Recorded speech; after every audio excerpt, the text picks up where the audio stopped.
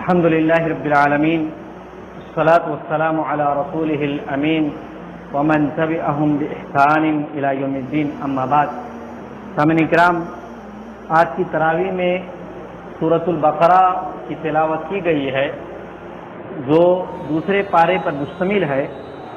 سورۃ البقرہ جس کی فضیلت میں اللہ کے رسول اکرم صلی اللہ علیہ وسلم نے فرمایا لا تجعلوا بیوتکم مقابر، کہ اپنے گھروں کو قبرستان نہ بنا دو. فإن الشیطان ينفر من البیت الذی تقرأ فیہ سورۃ البقرہ، کہ شیطان اس گھر سے بھاگ جاتا ہے جس گھر میں سورہ بقرہ کی تلاوت کی جاتی ہے.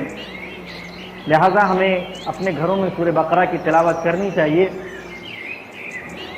دوسرے پارے کا آغاز 142 نمبر آیت سے لے کر 151 نمبر آیت تک اللہ رب العالمین نے قبلے کی تبدیلی کا واقعہ ذکر کیا. جیسا کہ یہ بات معلوم ہے کہ ہمارا یعنی مسلمانوں کا قبلہ اول بیت المقدس ہے. ابتدائی اسلام میں بھی یعنی ہجرت سے پہلے تک اور ہجرت کے 16-17 مہینوں تک، ہجرت کے بعد ہمارا قبلہ بیت المقدس ہی رہا. اللہ کے رسول اکرم صلی اللہ علیہ وسلم جب تک مکہ میں تھے نماز اس انداز میں پڑھتے کہ دونوں قبلہ آپ کے سامنے ہو جایا کرتے تھے، قبلہ بیت المقدس بھی اور خانہ کعبہ بھی. لیکن جب آپ ہجرت کر کے مدینہ منورہ پہنچے تو یہ چیز ناممکن تھی. لہذا اللہ کے رسول اکرم صلی اللہ علیہ وسلم کی خواہش تھی کہ آپ کی یہ چاہت رہتی تھی کہ قبلہ جو ہے خانہ کعبہ کو بنا دیا جائے. اللہ رب العالمین نے آپ کی خواہش کی قدر کرتے ہوئے بیت المقدس سے خانہ کعبہ کو قبلہ قرار دیا. فرمایا قد نرى تقلب وجهك في السماء، کہ ہم جو ہے آپ کے چہرے کے الٹ پلٹ کو، آپ جو چہرہ بار بار آسمان کی طرف کرتے ہیں کہ اللہ قبلہ جو ہے تبدیل کر دے، خانہ کعبہ بنا دے، تو ہم اسے دیکھتے ہیں. فَلَنُوَلِّيَنَّكَ قِبْلَةً تَرْضَاهَا، لہذا ہم نے آپ کو اس قبلے کی طرف پھیر دیا جسے آپ پسند کرتے ہیں. فَوَلِّ وَجْهَكَ شَطْرَ الْمَسْجِدِ الْحَرَامِ، لہذا مسجد حرام کی جانب آپ اپنا چہرہ پھیر لیں. یہ جب حکم نازل ہوا تو یہود و مشرکین اور دیگر لوگوں نے اعتراضات کرنے شروع کر دیے. اسی چیز کی ابتدا سے اللہ رب العالمین نے بیان فرمایا سَيَقُولُ السُّفَهَاءُ مِنَ النَّاسِ مَا وَلَّاهُمْ عَنْ قِبْلَتِهِمْ، کہ لوگوں میں سے بہت سے بے وقوف یہ کہیں گے کہ ما واللہ عن قبلتہم، ان کو کس چیز نے ان کے قبلے سے پھیر دیا کہ اب تک یہ بیت المقدس کی طرف رخ کر کے نماز پڑھتے تھے، اب یہ خانہ کعبہ کی طرف رخ کر کے نماز پڑھ رہے ہیں. تو یہ اعتراض کرنے لگے اور بھی مختلف باتیں کرنے لگے. تو اللہ رب العالمین نے ان کا جواب دیا وَلِلَّهِ الْمَشْرِقُ وَالْمَغْرِبُ، کہ مشرق و مغرب، شمال و جنوب، ہر چہار جانب اللہ رب العالمین کا ہے. فَأَيْنَمَا تُوَلُّوا فَثَمَّ وَجْهُ اللَّهِ، تم جہاں بھی رخ کرو گے اللہ رب العالمین کو پاؤ گے. اور عابد کی، بندے کی یہ ذمہ داری ہے کہ خالق جیسا حکم دے عبادت کرنے کا ویسا ہی کرنا ہے، اپنی مرضی نہیں چلتی ہے. تو اس میں اعتراض کی کوئی بات نہیں ہے. تو اللہ رب العالمین نے ان کا جواب دیا. پھر اللہ رب العالمین نے آیت نمبر 154 میں 153 میں نماز اور صبر کے ذریعے مدد طلب کرنے کی بات کہ یا ایھا الذین آمنوا استعینوا بالصبر والصلاۃ، کہ صبر اور نماز کے ذریعے اللہ رب العالمین سے مدد طلب کرو. صحیح مسلم کی روایت ہے اللہ کے رسول اکرم صلی اللہ علیہ وسلم فرماتے ہیں عجبا لامر المؤمن، عجبا لامر المؤمن، کہ مومن کا معاملہ بڑا ہی عجیب و غریب ہے. ان امرہ کلہ خیر، اس کا سارا کا سارا معاملہ خیر پر مشتمل ہے. ان اصابت الراء شکر فهو خیر اللہ، اگر اسے خوشی ملتی ہے، کوئی اچھی چیز ملتی ہے، وہ خوش ہوتا ہے تو اللہ کا شکر ادا کرتا ہے، فهو خیر اللہ، وہ اس کے حق میں بہتر ہے. وَإِنْ أَصَابَتْهُ ضَرَّاءُ صَبَرَ فَهُوَ خَيْرٌ لَهُ، اور اگر اسے کوئی مصیبت پہنچتی ہے پھر وہ اس مصیبت پر صبر کرتا ہے، وہ بھی اس کے حق میں بہتر ہے. دنیا کے اندر انسان کی دو ہی حالت ہے، یا تو وہ تکلیف میں ہوگا یا خوشحالی میں ہوگا. تکلیف میں ہو تو اسے چاہیے کہ صبر کرے، اور خوشحالی میں ہو تو اسے چاہیے کہ شکر ادا کرے. اور اگر شکر ادا کرے گا لئن شکرتم لازیدنکم، اگر شکر ادا کرو گے تو میں تمہیں مزید دوں گا. ولئن کفرتم، اور اگر ناشکری کرو گے ان عذابی لشدید، تو یاد رکھو میرا عذاب انتہائی سخت ہے. لہذا انسان کو صابر اور شاکر بن کر رہنا چاہیے کہ مصیبت میں صبر کرے، اور جب نعمتیں ملے تو ان نعمتوں پر اللہ رب العالمین کا شکر ادا کرے. یہ تعلیم ہمیں اللہ رب العالمین نے دی ہے. اور بندے کو صبر کرنا ہے، کیونکہ دنیا کے اندر مصیبتیں تو لازمی طور پر آئیں گی۔ حدیث کے اندر آتا ہے کہ مومن جو ہے کوئی ایسا نہیں ہے کہ جس کے اوپر مصیبت نہ آئے، اور جس کا ایمان جتنا زیادہ ہوگا اس پر مصیبتیں اتنی زیادہ آئیں گی۔ اس لیے اللہ کے رسول اکرم صلی اللہ علیہ وسلم نے فرمایا اشد الناس بلاء الانبیاء، کہ زیادہ مصیبت کن پر آئی ہے انبیاء کے اوپر، اس کے بعد ثم الامثل ثم الامثل، پھر جو ان جیسے رہے، یعنی ایمان میں اور اس طریقے کی چیزوں میں جو ان کے قریب تر رہے۔ تو ہم دیکھتے ہیں اللہ کے رسول اکرم صلی اللہ علیہ وسلم کے زمانے میں صحیح بخاری کی روایت ہے، خباب بن ارت رضی اللہ تعالیٰ عنہ ایک موقع پر اللہ کے رسول صلی اللہ علیہ وسلم کے پاس آ کر کہتے ہیں کہ اللہ رب العالمین سے دعا کر دیجئے کہ جو پریشانیاں مصیبتیں ہم پر ہیں، کفار مکہ ہم کو ستا رہے ہیں، یہ ٹل جائے۔ اللہ کے رسول کہتے ہیں تم اتنے ہی میں تنگ آ گئے، یعنی اتنی جلد ہمت ہار بیٹھے ہو؟ سابقہ امتوں پر کتنی پریشانیاں آئی، وہ غور نہیں کرتے کہ ان میں سے جب کوئی ایمان لایا کرتا تھا تو اسے زمین میں گاڑ دیا جاتا اور آریوں سے چیر دیا جاتا تھا، ان کے گوشت اور پوست کو لوہے کی کنگھیوں سے نوچا جاتا تھا، ان کے انبیاء کرام کو قتل کر دیا گیا، اتنی پریشانیاں آئی اور تم اتنے ہی میں ڈر گئے ہو، لہذا صبر کرو۔ تو اللہ رب العالمین نے صبر کرنے کی بات کہی، وَلَنَبْلُوَنَّكُمْ بِشَيْءٍ مِّنَ الْخَوْفِ، کبھی ہم تم کو خوف سے آزمائیں گے، ڈرا کر تم پر ایسی قوم کو مسلط کر دیں گے کہ تمہارے اندر خوف آ جائے گا، والجوع، بھوک سے آزمائیں گے، کھانے پینے کی اشیاء ختم کر دی جائے گی، ونقص من الاموال، مال کو کم کر کے آزمایا جائے گا، کسی کی فیکٹری میں آگ لگا دی جائے گی۔ قدرت کرشمہ ایسا ہوگا، کوئی جو ہے ہمارے زمانے میں دیکھتے ہیں ہم آپس میں سماج اور معاشرے کے اندر، کوئی کسی زمانے میں کتنا امیر و کبیر انسان تھا، آج وہ حقیر و فقیر ہے، دانے دانے کو محتاج ہے۔ تو ایسے حالات اللہ رب العالمین بآسانی پیدا کر سکتا ہے۔ والانفس والثمرات، جانوں کی قربانی ہو جائے گی اور کھیتیاں باڑیاں ختم ہو جائیں گی، یہ ساری چیزیں تو آزمانے کے مختلف طریقے ہیں۔ ان ساری پریشانیوں پر صبر کی ضرورت ہے، اور صبر جو کرے گا وبشر الصابرین، صبر کرنے والوں کے لیے خوشخبری سنا دو۔ کیسے صبر کرنے والے؟ الذین اذا اصابتهم مصیبہ قالوا انا للہ وانا الیہ راجعون، ایسا نہیں کہ مصیبت آئی تو رو لو، چنگھاڑ لو، جو کرنا ہے جزا فضا کر لو بہت زیادہ، اور جب سب کچھ ختم ہو جائے تو میں تو صابر انسان ہوں، میں تو صبر کر رہا ہوں۔ ایسا صبر نہیں کرنا ہے۔ ہاں، پریشانی میں آنکھوں سے آنسو جاری ہو سکتی ہے، تکلیف میں آدمی آ سکتا ہے، لیکن جزا فضا کرنا، حد سے زیادہ رونا پیٹنا، چہرے پر مارنا اور اس طریقے کی حرکتیں کرنا جن سے اسلام نے روکا ہے، کسی بھی صورت میں درست نہیں، اور اسے صبر نہیں کہا جائے گا۔ انما الصبر عند الصدمۃ الاولی، کہ جب مصیبت آئے اس وقت صبر کیا جاتا ہے، یعنی کہ آدمی پہلے چیخ چنگاڑ لے، اس کے بعد کہے کہ میں تو صابر آدمی ہوں، میں اپنی اس پریشانی پر صبر کر رہا ہوں، نہیں، بلکہ کیا کہے انا للہ وانا الیہ راجعون، ہم تو اللہ ہی کے لیے اور اسی کی طرف لوٹ کے جانے والے۔ ہمارے گھر کا کوئی فرد مرا، اللہ کی جانب سے دیا ہوا تھا، اللہ نے اٹھا لیا، مال و دولت جو کچھ گیا اللہ نے دیا تھا، اللہ نے اٹھا لیا اپنے وقت پر، تو اس طور پر صبر کرنے کی ضرورت ہے۔ اور پھر ایسے صابروں کے لیے اللہ رب العالمین نے بہت سارے انعام و اکرام کر رکھے ہیں۔ اس کے بعد آیت نمبر 170 کا میں نے انتخاب کیا ہے۔ اس آیت میں اللہ رب العالمین نے ہمارے سماج کی ایک گپتی رگ پر ہاتھ رکھا ہے۔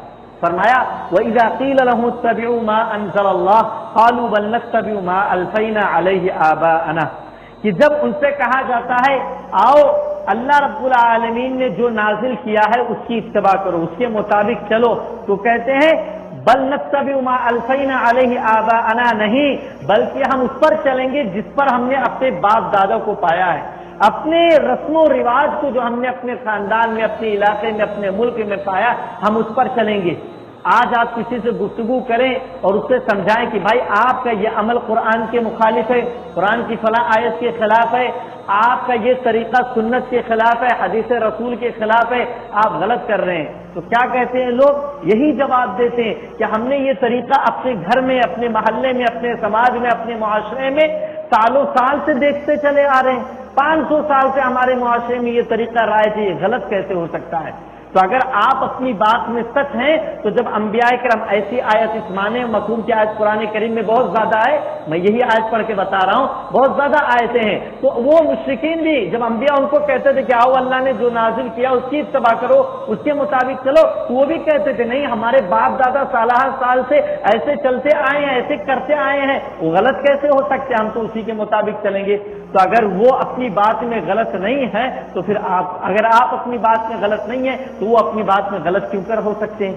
لہذا صحیح اور غلط کا فرق جو ہے قرآن و سنت کی روشنی میں ہوگا، باپ دادا کے رسم و رواج کے مطابق نہیں ہوگا، خاندانی رسم و رواج، محلے کے رسم و رواج کے مطابق نہیں ہوگا۔ قرآن و سنت جسے صحیح قرار دے، اللہ کا فرمان اور رسول کی مہر جس پر لگے گی وہ چیز صحیح ہوگی۔ اپنی مرضی سے کسی چیز کو ہم صحیح قرار دیں وہ صحیح نہیں ہوگا۔ بہت سارے لوگوں کو سمجھایا جاتا ہے بھائی دیکھیے یہ آپ جو نماز پڑھ رہے ہیں، جو رکوع کر رہے ہیں وہ غلط کر رہے ہیں۔ نہیں، ہمارے مولوی صاحب نے تو ایسے ہی سکھایا۔ بھائی مولوی صاحب نے کیسا سکھایا، بات صحیح غلط کی ہے، قرآن و سنت جو کہتا ہے وہ صحیح ہوگا، نہ کہ مولوی صاحب نے جو آپ کو سکھا دیا وہ ممکن ہے وہ غلط سکھا گئے ہوں۔ اس طور پر یہ پرکھنے کی ضرورت ہوتی ہے اپنے ہر عمل کو کہ جو ہے ہمارا عمل قرآن و سنت کے موافق ہے یا نہیں۔ اسی لیے اللہ رب العالمین نے آیت کے آخر میں یہ بات بیان فرمائی، اولو کان آباؤہم لا یعقلون شیئا ولا یہتدون، گرچہ ان کے آباء و اجداد، باپ دادا جن کا حوالہ دے کر وہ اپنے اس دھرے پر، اس عمل پر لگے ہوئے ہیں، لا یعقلون شیئا، کچھ سمجھتے ہی نہ رہے ہو، عقل ہی نہ ہو، ولا یہتدون، اور نہ ہی صحیح راستے پر رہے ہو، لیکن بس ہمارے باپ دادا کرتے آئے اس لیے ہم کرتے چلیں گے۔ جیسے نوح علیہ السلام کی قوم نے شروعات کی تھی، ود سوا اور سب لوگوں کو تو ان کی قوم کرتی چلی آئی، تو اس طریقے سے لوگ کرتے چلے آئے۔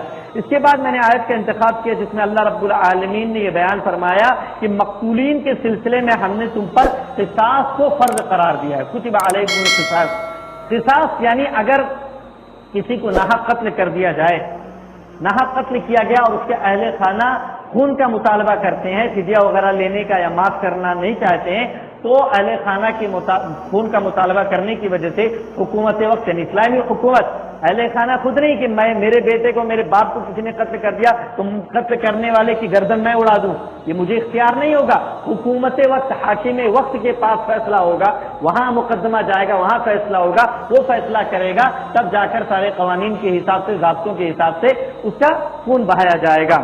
تو یہ چیز اللہ رب العالمین یہ اسلامی قانون ہے، اور اس تعلق سے یہ جو اسلامی قانون ہے اس کے تعلق سے اللہ رب العالمین نے بیان فرمائی وَلَكُمْ فِي الْقِصَاصِ حَيَاةٌ، کہ قصاص میں تمہارے لیے زندگی ہے۔ اب بظاہر تو آدمی قتل کیا جا رہا تو اس میں زندگی کیسے ہے بھائی؟ آدمی اعتراض کرنے والے اعتراض کرتے ہیں کہ قصاص میں تو آدمی کو قتل کیا جاتا ہے، لیکن اللہ کہہ رہا ہے کہ قصاص میں تمہارے لیے زندگی ہے، تو زندگی کیسے ہے؟ زندگی اس طور پر ہے کہ قتل تو ایک شخص کیا گیا نا، جس نے جو قاتل ہے اس کو قتل کیا گیا، لیکن لوگوں کے سامنے، سماج اور معاشرے کے سامنے اس کا قتل کیا گیا، تو سارے سماج اور معاشرے نے یہ عبرت پکڑی کہ اگر مجھ سے بھی ایسی غلطی ہوئی تو میرا بھی حشر ایسا ہوگا، تو ان سارے باقی لوگوں کی زندگیاں تو محفوظ ہو گئی۔ اسی وجہ سے آپ دیکھیں گے کہ کسی حد تک جو سعودی عرب کے اندر اسلامی نظام، اسلامی شریعت نافذ ہے، یہ حکم کسی حد تک نافذ کیا جاتا ہے، تو وہاں قتل اور قتال کتنے کم ہوتے ہیں۔ مہینوں کی رپورٹ آپ اٹھا کر دیکھ لیں، اکا دکا کوئی قتل نظر آ جائے، اور ہمارے ملک ہندوستان کی رپورٹ دیکھ لیں، ایک اخبار اٹھا کے دیکھ لیں، روزانہ 10 قتل آپ کو نظر آ جائیں گے۔ تو یہ اسلامی شریعت کا فائدہ ہے، اور دنیا اس کو نافذ نہیں کرنا چاہتی ہے۔ 2-2.5 سال پہلے برونائی ایک چھوٹا سا اسلامی ملک ہے، مسلم بادشاہ ہے وہاں کی عوام کافی عرصے سے یہ چاہتی ہے کہ ہمارے ملک میں اسلامی شریعت نافذ کیا جائے۔ 2-2.5 سال پہلے وہاں پر وقتی طور پہ نافذ کیا گیا، اقوام متحدہ نے، تنظیم نے اور دیگر ملکوں نے دھمکیاں دینی شروع کر دی اس ملک کو۔ چھوٹا سا ملک ہے، مالدار ہے لیکن چھوٹا سا ملک ہے، تجارتی تعلقات منقطع کرنے کی دھمکیاں، سفارتی تعلقات منقطع کرنے کی دھمکیاں۔ بیچارہ اس چھوٹے سے ملک نے اپنے فیصلے کو واپس لے لیا اور کہا کہ انشاءاللہ باہمی تفاہم سے ہم دوبارہ اسے نافذ کرنے کی کوشش کریں گے۔ تو جو ملک یہ ڈھنڈورا پیٹتے ہیں کہ آزادی دی جائے، آزادی دی جائے، وہ خود دوسروں کو آزادی نہیں دیتے ہیں۔ کیوں نہیں اس ملک کو آزادی دی گئی کہ وہ جس طریقے سے رہنا چاہتے ہیں وہاں کے عوام رہیں، جس طریقے سے اس ملک کا نظام رکھنا چاہتے ہیں رکھیں، لیکن بس تو یہ سمجھنے کی بات ہے کہ ہمارے لوگ جو ہے دنیا والے کیا چاہتے ہیں۔ اس کے بعد اللہ رب العالمین نے رمضان المبارک کے بعد احکامات وغیرہ کا تذکرہ کیا ہے، کچھ ابتدا میں اور کچھ آگے چل کر۔ درمیان میں ایک آیت اللہ رب العالمین نے بیان فرمایا وَإِذَا سَأَلَكَ عِبَادِي عَنِّي فَإِنِّي قَرِيبٌ، کہ جب تم سے میرے بندے میرے متعلق سوال کریں فَإِنِّي قَرِيب، تو کہہ دو کہ میں فَإِنِّي قَرِيب، کہہ دو نہیں، اللہ کہے فَإِنِّي قَرِيب، تو یقیناً میں قریب ہوں۔ کس قدر قریب اللہ رب العالمین بیان فرماتا ہے کہ من حبل الورید، کہ وہ شہرگ سے، انسان کے شہرگ سے بھی قریب ہے. رگ جو ہوتی ہے جس سے انسان کی جان چلی جاتی ہے تو اس سے زیادہ قریب اللہ رب العالمین ہے. تو یہاں پر کہنے کا مطلب ہے کہ اللہ رب العالمین رمضان کے مہینے میں رمضان کے مسائل بیان کرتے ہوئے درمیان میں یہ بات بیان فرما رہا کہ وَإِذَا سَأَلَكَ، جب میرے بندے میرے بارے میں پوچھے آپ سے تو میں انتہائی قریب ہوں. اجیب دعوت الداع، دعا کرنے والے کی دعا کو قبول کرتا ہوں. اذا دعان، جب وہ مجھے پکارتا ہے، دعا کرتا ہے. فلیستجیبوا لی، لہذا وہ میری بات مانے. ولیؤمنوا بی، اور مجھ پر ایمان لائے. لعلہم یرشدون، تاکہ وہ سیدھے راستے پر ہو جائیں. تو رمضان کے اس مبارک مہینے کے مسائل بیان کرتے ہوئے دعا والی آیت بیان فرمائی تاکہ یہ معلوم ہو جائے کہ رمضان المبارک میں دعا کرنا بڑی اہمیت کا حامل ہے. پورا دن بعض لوگوں کو ایک خیال ہے یا ایسی ضعیف حدیث چلتی ہے کہ افطار کے وقت کی دعا قبول ہوتی ہے. وہ حدیث ضعیف ہے کہ افطار کے وقت کی دعا قبول ہوتی ہے. دعا قبول ہوتی ہے لیکن وہ حدیث ضعیف ہے. تو صرف وہ وقت نہیں بلکہ رات اور دن پورا کا پورا وقت جو ہے رمضان میں دعا کی قبولیت کا وقت ہے. اس میں وہ افطار کا وقت بھی داخل ہو گیا. رات اور دن پورا وقت پوری رات جو ہے دعا کی قبولیت کا وقت ہے. اور یہاں پر اللہ رب العالمین نے ایک بات جو بیان فرمائی کہ بہت ساری جگہوں پر اللہ کہتا ہے فقل، آپ کہہ دیجئے کہ میں قریب ہوں یا ایسا ہے ویسا ہے. لیکن یہاں اللہ رب العالمین نے بغیر واسطے کے کہا فإنی قریب، یقیناً میں قریب ہوں. اللہ کے رسول کو بیچ میں ڈال کر نہیں کہا کہ آپ بتلا دیجئے میں قریب ہوں، ڈائریکٹ کہا کہ میں قریب ہوں. اس لیے کسی واسطے کی ضرورت نہیں ہے کہ آپ کسی کو پہلے بولے میرے لیے دعا کر دیجئے.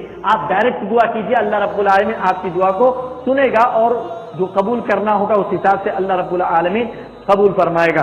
اس کے بعد اللہ رب العالمین نے جو ہے بعض مسائل کا ذکر کیا رمضان المبارک کے تعلق سے. پھر حج کے مسائل کا ذکر فرمایا کہ حج میں کون کون سے مہینے ہیں اور اس کے اندر کیا کیا احکامات ہیں، بعض چیزیں ذکر فرمائیں. پھر اللہ رب العالمین فرماتا یا ایھا الذین آمنوا ادخلوا فی السلم کافہ، اے ایمان والو اسلام میں پورے کے پورے داخل ہو جاؤ.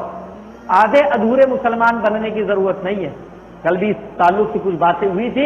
آدھا ادھورا اسلام نہیں چلنے والا کہ میٹھا میٹھا گپ گپ کڑوا کڑوا تھو تھو، جو اچھا لگ رہا ہے ہم کو وہ تو اپنا لے، میں مسلمان ہوں وہاں پر، اور جو اپنے نفس کو اچھا نہیں لگ رہا اس کو چھوڑ دیں.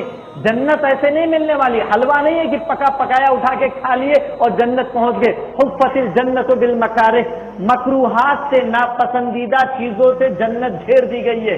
نفس کو جو چیزیں ناپسند ہے ان سے جنت گھیر دی گئی ہے. اگر آپ ان اعمال کو کریں گے تو جنت کا راستہ ہموار ہوتا چلا جائے گا. وحفت النار بالشہوات، اور جہنم کو شہوات سے گھیر دیا گیا ہے. یعنی جن کا دل کرتا ہے کرنے کا شریعت اجازت نہیں دیتی ہے لیکن دل کر رہا ہے کرنے کا، تو اس موقع پر جہنم سے بچنے کے لیے کہ ان چیزوں کو ترک کر دیا جائے، تب آپ جہنم سے بچ کر جنت والے راستے پر چل سکیں گے. ورنہ پھر راستہ کھلا ہوا ہے. آج ہمارے زمانے میں آدھے ادھورے مسلمان رہ گئے ہم سب کے سب، ورنہ ذرہ تھوڑے تھوڑے فائدے کے لیے ہم اسلام کے بڑے سے بڑے نظام کو ٹھکرا دیتے ہیں. سود کھانا یا سودی کاروبار یا سودی لین دین میں ملوث ہونا کتنا بڑا جرم ہے کہ اسے اللہ اور اس کے رسول سے جنگ کرنے کے برابر کہا گیا ہے. حدیثوں کے اندر اسے ماؤں سے زنا کرنے کے برابر قرار دیا گیا. لیکن آج اگر لاکھ روپے کی موٹر سائیکل خریدنا ہو تو ہم ڈاؤن پیمنٹ بھر کے 2-4 ہزار بھر کے قسطوں پر موٹر سائیکل خرید لیتے ہیں. یہ دیکھیے یہ ہمارا طرز عمل ہے. تو غور کرنے کی ضرورت ہے. تو آدھے ادھورے اسلام والا مسلمان نہ بنیے بلکہ پورا پورا اسلام قبول کیجیے. ولا تتبعوا خطوات الشیطان، شیطان کے نقش قدم کی اتباع نہ کریں. انہ لکم عدو مبین، وہ تمہارا کھلا ہوا دشمن ہے. اور یہ ہم اور آپ سب جانتے ہیں کہ شیطان ہمارا کھلا ہوا دشمن ہے، لیکن شیطان سے ہم دشمنی نہیں کر رہے ہیں بلکہ اس کو دوست بنا کر ہم نے رکھ رکھا ہے. جب قیامت میں فیصلہ ہوگا تو وہاں پر وہ صاف صاف کہہ دے گا انی بریء منکم، میں تم سے بری ہوں، تمہارا اور میرا کوئی ربط و ضبط نہیں ہے. اور کہے گا انی عالم ما لا تعلمون، کہ میں وہ جانتا ہوں جو تم نہیں جانتے ہو، اس لیے میں تم سے بری ہوں. اللہ رب العالمین کے ساتھ قرآن کریم کی آیت تو صاف صاف کہہ دے گا ان سے میرا کوئی لینا دینا نہیں ہے. میں نے ان کو نہیں کہا تھا، میں نے تو بس دل میں ایک کچوکا مارا تھا کہ یہ چیز کر لو تمہارا فائدہ ہے، تم چل گئے. تم اگر اپنے رب کے مخلص بندے ہوتے تو تم صحیح راستے پر چلتے، لیکن مخلص بندے نہیں تھے، اس لیے میرا کہا مان کر تم جو ہے جہنم والے راستے پر چلے. اس کے بعد اللہ رب العالمین فرماتا یسألونک عن الخمر والمیسر، کہ آپ سے وہ شراب اور جوئے کے متعلق سوال کرتے ہیں، قل فیہما اسم کبیر ومنافع للناس، آپ کہہ دیجئے کہ ان میں بہت بڑا گناہ ہے اور لوگوں کے لیے کچھ فائدہ ہے، واسمہما اکبر من نفعہما، اور ان کا گناہ ان کے نفع سے زیادہ ہے۔ اس آیت کی ترجمہ کرنے کی وجہ یہ ہے میرے نزدیک کہ بہت ساری چیزیں سماج میں پائی جاتی ہیں جن میں نفع بھی ہوتا ہے، نقصان بھی ہوتا ہے، کوئی بھی ایسی چیز نہیں ہے جس میں صرف نقصان ہو۔ خراب سے خراب چیز بھی جو ہے اس کے اندر کچھ نہ کچھ نفع پایا جائے گا۔ اس لیے جب ہم کوئی کاروبار کرنا چاہیں، یہ قاعدہ ہے، اس آیت کے اندر ایک قاعدہ ہے، ہم کوئی کاروبار کرنا چاہیں یا کچھ اور کرنا چاہیں تو ہم غور کر لیں کہ اس میں زیادہ نفع ہے شرعی طور پر یا زیادہ نقصان ہے۔ اگر زیادہ نقصان ہے تو پھر اس کی اجازت نہیں دی جا سکتی۔ ٹی وی کا کاروبار کرنا ہے، موبائل کا کاروبار کرنا ہے یا اس طرح کے اور کوئی کاروبار کرنا ہے تو غور کرنے کی ضرورت ہے کہ اس میں نفع ہے یا نقصان ہے۔ پھر اللہ رب العالمین نے آگے چل کر جو ہے طلاق وغیرہ کے مسائل کا تذکرہ فرمایا، طلاق کے طریقے کا بھی تفصیل تذکرہ فرمایا ہے اور کیسے کیسے حالات ہیں طلاق کے اندر، اور کب عورت کو چھوڑنا ہے، کن حالات میں چھوڑنا ہے، یہ ساری باتیں بیان فرمائی اللہ رب العالمین نے تفصیل سے۔ آگے چل کے جو ہے کچھ طالوت وغیرہ کے تعلق سے بھی قصہ بیان فرمایا۔